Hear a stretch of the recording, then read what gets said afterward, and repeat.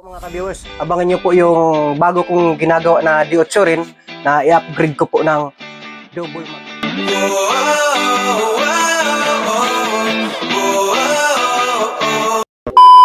Hello po mga ka-viewers, may panibagong video na naman po ako papakita sa inyo. Ngayong araw, may gagawin po tayo dito na apat na D8 na napatorno ko po. Sayang po at nabura ko po yung pagpapadugtong po dito. Apat po ito na D8 na pinadugtungan ko po ng bakal kasi ginawa ko po siya itong double magnet. Itong daichi, ayan, ito dalawa. Ginawa ko po siyang double magnet. Ayan, parehas. Oh, may tanda pa ng guhit. Ayan. So parehas po ito. Double coil. Ay, double magnet pala. Sorry po. So, ang rewind po niya ay malaki. Ganito. Kaso hindi kasya. Yan. Ito. Kabila kasya. Ito naman pong dalawa. Ginawa ko naman po triple magnet. Yan. Ganon din po. Pinadugtungan ko rin po yung bakal. Ayan. Itong sa gitna. Para humaba. Para maging triple magnet po siya. Ito, jackhammer po ito siya. Ayan. Jackhammer. So, ang wattage niya ay 400 o 600 watts. Ayan. Rounds. So, dati siyang single magnet. Ginawa ko siya triple magnet din. Parehas yung mabigat. Parehas jackhammer na D8. Ayan. So ang gagawin ko po dito, i-rewind ko lang po ito ng pang instrumental din, pero double coil. Ito siya, instrumental lang din. Ayan. So pagsasabayin ko na po sila i-rewind para isalpak ko rin po ng sabay-sabay. So para sabay na rin ko po i-testing. Ito po yung ginagamit ko po dati sa bahay. Dahil yung pang boses ko doon sa mini sound system ko. So nasunog kasi yung isa na ito ata yung nasunog. Hindi ko alam kung saan po dito yung nasunog sa dalawang jackhammer na to. So kaya napag-isipan ko po i-triple magnet po siya, saka baguhin ko po yung boss coil niya. Ayan, para lumakas po, tumaas po yung wattage. Ayan po. Ito naman po yung daichi, dati siyang woofer. Ayan. Ayan, dati siyang woofer. So gagawin ko rin po dito, gagawin ko na lang din po siya instrumental. Parehas po sila. I-rewind ko po siya ng parehas para magkaroon po ako doon ng pang mid high, yung pambusis lang siya. Kasi mayroon naman po ako doon na D12 na sub double magnet din po yun, pero ang coil niya ay malaki. Stress yung laki ng coil niya. Ito, ang coil po nito is dos lang. Ayan, dos, 50 mm. Parehas po ito sila apat. Rewind na po tayo para po dito apat na rewind. Sayang nga lang po ng pagpaturno ako nito ay nabura po yung video na sama po doon sa dinilit ko nung isang araw na nag-upload din po ako ng speaker na D12. Ayan, nagbura po ako ng mga video na iba. So siguro nasama ko po siya sa pagbura, sa pag-delete.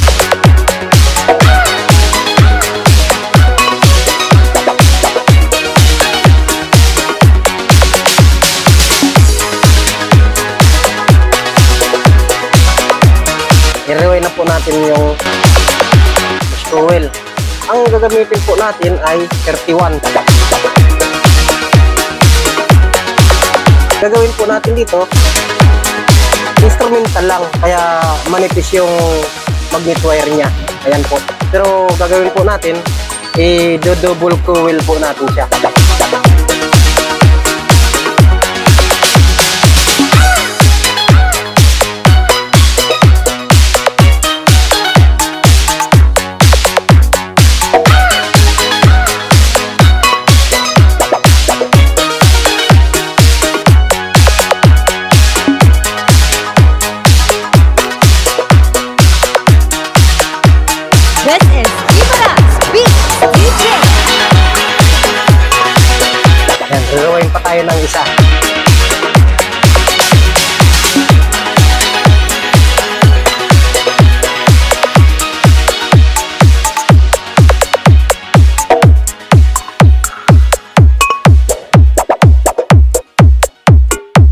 DJ Eric Remix.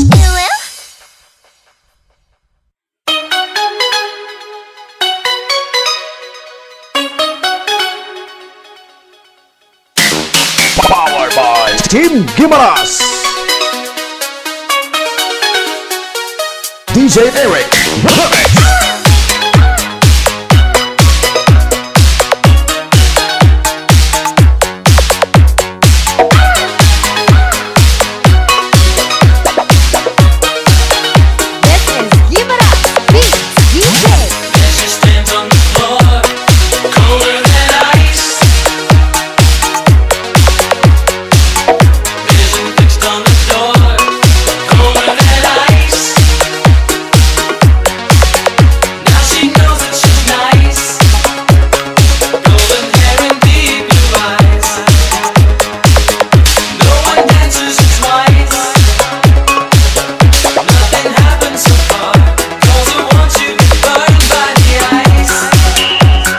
Gustong-gusto ng mga ka-sound check natin, yung double magnet tsaka triple magnet, dahil yun naman talaga ang malakas lalo na pag sub.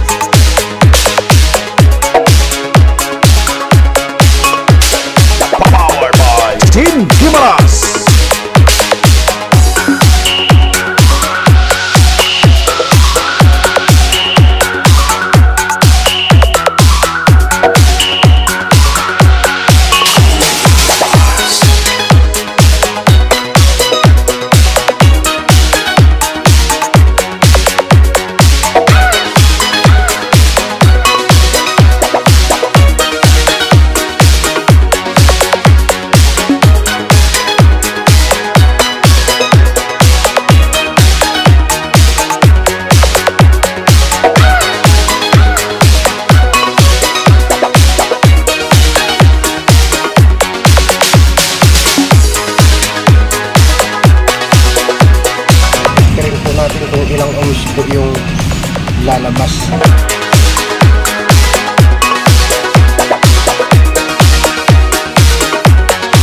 9.3. Ayan. 9.3 yung isang linya po. Ngayon pagsama po natin naman itong yung dalawang terminal. Ito yung dalawang terminal. Ayan. Kasi apat po yan. Ayan. Ito dalawa rin. Ayan. So pagsama natin itong dalawang terminal, tapos saka-tester rin po natin kung ilang ohms po yung lalabas.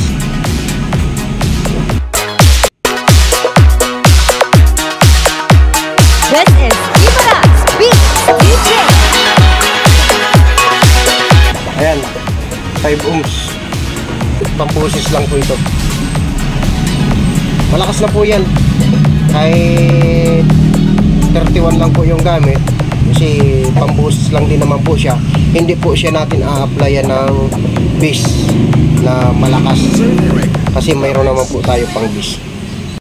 Nagda-drive po dito sa apat na Diotsu na to, kaya ako nasunugan itong GX 5000 na Kevlar 1000 watts. Powered by Team Gimaras.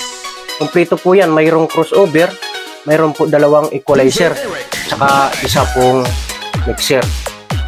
Itong power amp naman po, naka-upgrade po siya, 2000 watts. Ang dinadrive naman po nito, itong D12. GM. Ayan, GM. 900 watts. 8 ohms. 12 inches. Ayan. So, double magnet din po ito siya. Ayan o. Lahat ng mga ano ko dito, double magnet na. At ayan, triple magnet. Ayan. Dalawa po yan. Ayan sa loob.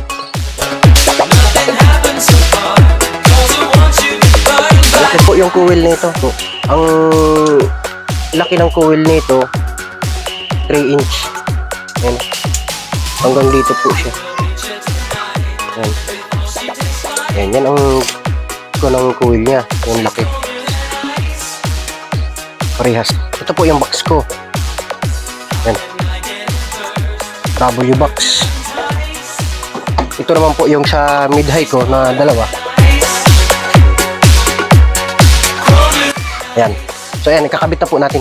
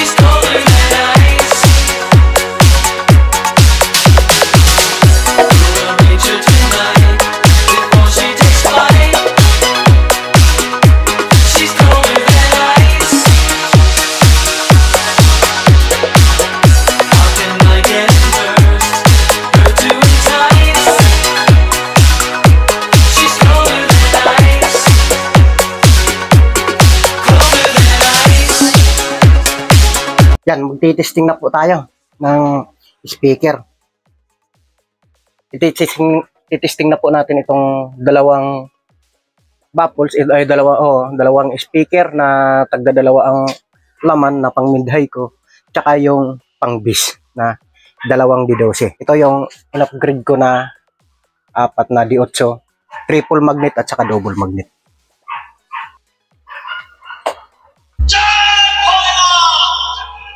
Speaker check.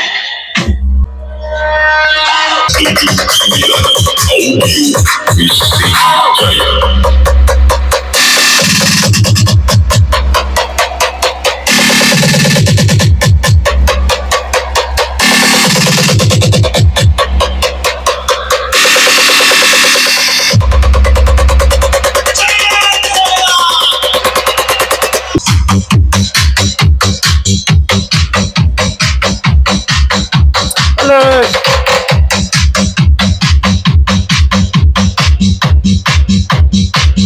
Alis!